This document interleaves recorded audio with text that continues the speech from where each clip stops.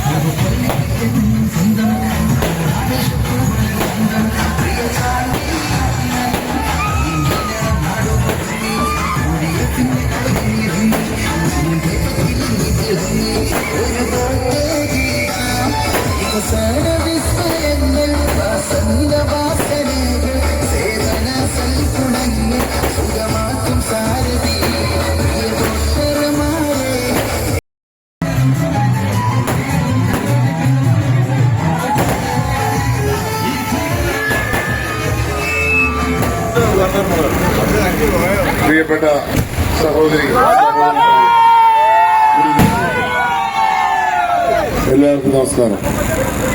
ഇവിടെ വരുമാനം സത്യം പറഞ്ഞാൽ പുതുപ്പള്ളിയിൽ അവസാനത്തെ പഞ്ചായത്തോടെ ഉള്ളൂ, ഇനി കൂരപ്പട കൂടി ഉണ്ട്. ഒരിടത്തും ഇത്ര ആവേശം നിറഞ്ഞൊരു നടന്നുപോയി സതീശഞ്ചേരിയൊക്കെ നോക്കുന്നുണ്ട്. ഒരു യാഥാർത്ഥ്യമാണ്, ഇത്രയേറെ ആവേശമുള്ള ഒരു സ്വീകരണം. ഇതൊക്കെ നേരത്തെ അവിടെയൊക്കെ പോയിട്ടുള്ളത് ആവശ്യത്തിൽ ഗിരീഷേട്ടൻ ഇങ്ങനെയൊക്കെ നോക്കുന്നുണ്ട്. കാര്യമില്ല. മീനടത്തെ ആൾക്കാരെ കുറിച്ച് ഞാനെല്ലാം പറഞ്ഞുള്ളൂ. പൈലറ്റ് വന്നപ്പോ ഞാൻ പറഞ്ഞു, പീപ്പിൾ വിത്ത് ബിഗ് ഹാർട്ട്. ഒരു തരംഗമായി എന്താ പറയാ തുടങ്ങി, പൈലറ്റ് തുടങ്ങി ഇവിടെ എത്തിച്ചേർന്നപ്പോ തരംഗമായി മാറിയിരിക്കുക ഈ ആശുപത്രി പണിയിൽ. സ്വാഭാവികം എന്താവും ഏതായാലും ward president Shri Jacob Mathew, പ്രിയപ്പെട്ട ജസ്റ്റിന്, പ്രിയപ്പെട്ട എൽ സുധീഷ് അടക്കം, ദിലീപിലും അടക്കം എല്ലാവരും അഭിവാദം ചെയ്തു. ഇതിനൊക്കെ പ്രത്യേകം നന്ദി പറയേണ്ടത് ഇവിടെ കരുവേച്ചായനാണ്. അദ്ദേഹം വളരെ കൃത്യമായി ഇതെല്ലാം മാനേജ് ചെയ്ത് കൃത്യതയോടുകൂടി എല്ലാ സ്ഥലത്തും കൊണ്ടുപോയി ഒരു പാലിച്ച പോലും ഉണ്ടായിരുന്നു. പ്രിയപ്പെട്ട എല്ലാവരും, അതിലടക്കം പ്രിയപ്പെട്ട എല്ലാവരും, ഗ്രൂപ്പ് സഹപ്രവർത്തകർ, KSU സഹപ്രവർത്തകർ, പിന്നെ വെളിയിൽ നിന്ന് കുറെ പേര് വന്നിട്ടുണ്ട്. ഒരു പാവം മനുഷ്യനെ കണ്ടായിരുന്നു, സൈക്കിളിൽ വിട്ടു പോകുന്നത്. ശ്രീ നിതിൻ ഗണപതി മഹാരാഷ്ട്രക്കാരൻ, നാഗ്പൂര്. പുള്ളി 3000 കിലോമീറ്റർ ചവിട്ടിയാണ്. നമുക്കത് 10 വർഷം എടുത്താൽ ചവിട്ടാൻ പറ്റാത്തത്ര 3000 കിലോമീറ്റർ ചവിട്ടി അദ്ദേഹം വന്നിരിക്കുന്നു. ഭാരത് ജോഡോ യാത്രയിൽ എന്നോടൊപ്പം ഉണ്ടായിരുന്ന അദ്ദേഹത്തെ സ്വാഗതം ചെയ്തു. അതുപോലെ തന്നെ പ്രിയപ്പെട്ട രവീന്ദ്രദത്ത് രാജസ്ഥാനിൽ നിന്ന് വന്നു. പ്രിയപ്പെട്ട രാംദയാൽ ഇവിടെ ഉണ്ട്, വീഡിയോ എടുത്തിട്ടുണ്ട്. പ്രിയപ്പെട്ട രജനീഷ്, അദ്ദേഹം ഹരിയാനയിൽ നിന്ന് വന്നിരിക്കുന്നു. അതുപോലെ തന്നെ പ്രിയപ്പെട്ട പ്രമോദ് റാവൽ, അതേപോലെ അദ്ദേഹം ഹരിയാനയിൽ നിന്ന് വന്നിരിക്കുന്നു.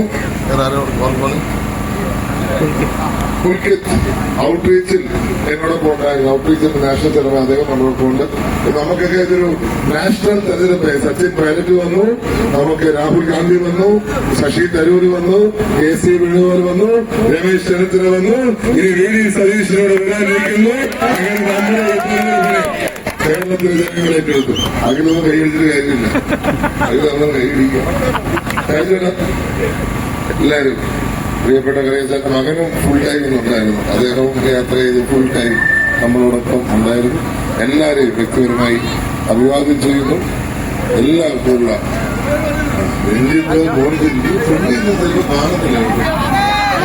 കാണുന്നില്ല. രാത്രി വടക്കൻ മലബാർ പ്രദേശത്ത് എല്ലാം തിരക്കില്ല. ഏതായാലും രഞ്ജിത്തുണ്ട്, മോനിച്ചൻ ചേട്ടൻ തുടക്കം കാണത്തില്ല. കഴിഞ്ഞ ദിവസം എനിക്ക് നടന്നു പറ്റി. തൊട്ടടുത്ത് നിന്ന് പുതുപ്പള്ളിയിലെ തൊട്ടടുത്ത് നിന്നാണ് കണ്ടത്. ഒത്തിരി മുഖം കുറവായിരുന്നു. അരുൺ ഒക്കെ മുന്നിൽ കാണുന്നില്ല. അപ്പൊ ബിനീഷ് ഇരിക്കുന്നുണ്ട്. പ്രസിഡന്റൊക്കെ പറഞ്ഞു, പ്രസിഡന്റ് പേരൊക്കെ പറഞ്ഞു. അത് കേൾക്കാത്തവരുടെ കുഴപ്പമാണ്. ഇന്ദിരയുടെ കാര്യം പറഞ്ഞു. നമ്മുടെ ഐപ്പേട്ടനെ കൊണ്ട് അലൻ പറഞ്ഞു. ഞാന് ഇവിടെ വെച്ച് നന്ദി പറയുക. ഇനി അവിടെ ചെന്ന് ഞാൻ പ്രത്യേകം നന്ദി പറയുന്നില്ല. എല്ലാവരും ഇപ്പൊ തന്നെ ഒരു നന്ദി പറഞ്ഞേന്ന് തോന്നാൻ പിന്നെ പ്രശ്നമില്ലല്ലോ. ആരെങ്കിലും പേര് വിട്ടുപോയാൽ അപ്പൊ പിന്നെ കുറ്റം പറയത്തില്ല, ഇല്ലേ? അപ്പൊ ഏതായാലും വലിയ ആവേശം. എന്നെ സംബന്ധിച്ച് ഇതിൽ പരം അംഗീകാരം എനിക്ക് കിട്ടാനില്ല. 2.5 വർഷത്തെ പ്രവർത്തനത്തിന് അംഗീകാരം മീനടവും പുതുപ്പള്ളിയും നൽകിക്കഴിഞ്ഞു എന്നുള്ളതാണ് എന്റെ പൂർണ്ണമായ വിശ്വാസം. ഞാൻ ഒരു വാക്ക് ഇവിടെ വന്നപ്പോഴും കഴിഞ്ഞ പ്രാവശ്യം പറഞ്ഞിരുന്നു. നിങ്ങളൊപ്പം മകനായി, സുഹൃത്തായി, വഴികാട്ടിയായി കാണും. അത് നിങ്ങൾ ഏറ്റെടുത്തു. അതാണ് ഇത്രയും സ്നേഹം. ഓരോ വീട്ടിലും വരുന്ന ആളായിരുന്നു. എനിക്ക് പറഞ്ഞാൽ എനിക്ക് വലിയ സന്തോഷം തോന്നി. ഇത്രയധികം സ്നേഹം ഓരോ വീട്ടിന് മുന്നിലും ആള് നിൽക്കുവാൻ, മീനടത്തിന്റെ സ്നേഹം അനുഭവിക്കുവാനുള്ള അവസരം ലഭിച്ചു. എന്റെ പിതാവ് ഉണ്ടായിരുന്നപ്പോൾ തന്നെ ഇതിനോടൊപ്പം ഇനിയും കാണും. നമ്മൾ 48 വീട് പണിഞ്ഞു. 48 വീട് പണിഞ്ഞിട്ടും 2 വീട് ചിലരൊക്കെ കാണുന്നുള്ളൂ. ബാക്കി 46 എവിടെ പോയെന്ന് എനിക്കറിയത്തില്ല.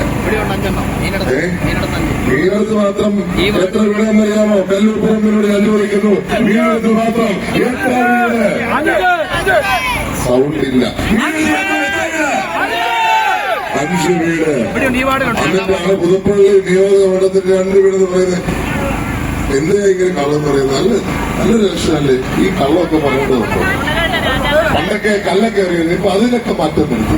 വ്യക്തിപരമായിട്ടുള്ള വ്യക്തിഹത്യ മാത്രമേ ഇപ്പൊ ഉള്ളൂ. പണ്ട് വ്യക്തികളെ ഹത്യ ചെയ്യാറുണ്ട്. ഇപ്പൊ വ്യക്തി ഹത്യ എന്ന് പറഞ്ഞാൽ വ്യക്തി ആക്രമണത്തിൽ മാത്രമേ ഉള്ളൂ. അത് 2 വീടിന്റെ കാര്യം പറയുന്നു. എന്തായാലും 2 വീടല്ല 48 വീടുള്ളൂ. ഇനിയും നമ്മൾ ചെയ്യാൻ പോകുന്നത് അടുത്ത 5 വർഷം കൊണ്ട് 100 200 വീടാണ് നമ്മൾ ചെയ്യാൻ പോകുന്നത്. എനിക്ക് ആത്മവിശ്വാസമുണ്ട്. ഇത് പ്രഖ്യാപിച്ചതിന് ശേഷം ജനങ്ങൾ നൽകിയ പിന്തുണ കണ്ട് എനിക്ക് പൂർണ്ണ ആത്മവിശ്വാസമുണ്ട്.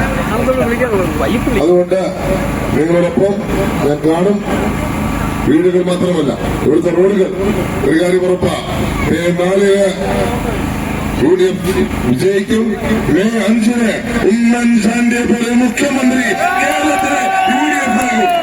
ആ മുഖ്യമന്ത്രിയോട് ആദ്യം ആവശ്യപ്പെടാൻ പോകുന്നത് പക്ഷേ നമ്മുടെ പാറക്കടവ് പാലമാണ്, നമ്മുടെ സൂപ്പർ സ്പെഷ്യാലിറ്റി ഹോസ്പിറ്റലാണ്, നമ്മുടെ പാമ്പാടിയിലെ സിവിൽ സ്റ്റേഷനാണ്, നമ്മുടെ പുതുപ്പള്ളിയിലെ റവന്യൂ ടവറാണ്. അത് ഞാൻ ഈ 4 കാര്യങ്ങൾ ആവശ്യപ്പെടുന്ന ഞാൻ പറഞ്ഞതാണ്.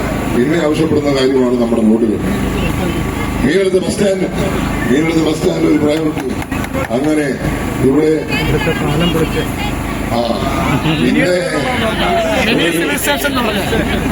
എനിക്കുള്ള സിവിൽ സ്റ്റേഷൻ അല്ല.